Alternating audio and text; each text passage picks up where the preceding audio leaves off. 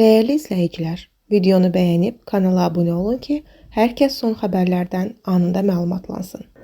Lənkəran rayonunun Asaküsə kənd sakini Hüseynəli Rızayev kanalımızın qaynar xəttini müraciət edərək bildirib ki, 7 ildir problemlə üz-üzə qalıb.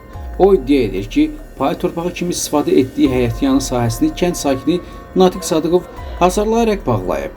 Odur ki, ailə üzvləri evinə gedib gəlmək üçün ya 400-500 metr yol qət etməli, ya da hasarı aşmalıdırlar. Yolu bağlamaqda adı hallanan Natiq Sadıqovla əlaqə saxlamağa çalışsaq da, o müsahibə verməyib. Lakin bildirib ki, elektron xəritənin cavabını gözləyir. Əgər sözgünə ərazinin xəritədə yol olduğu təsdiqini taparsa, hasarı sökəcək. Asaküsə kənd bələdiyyəsinin sədri Həkər Cavadov da bu barədə geniş danışmaq istəməyib. O, şifafi olaraq bildirib ki, sözgedən məsələ ilə əlaqədar həmin əraziyə dəfələrlə bağış keçirilib, hər iki tərəfin fikirləri dinlənilib. Bələdiyyə sədri qeyd edib ki, məsələ elektron xəritə dəqiqləşdirildikdən sonra həllini tapacaq.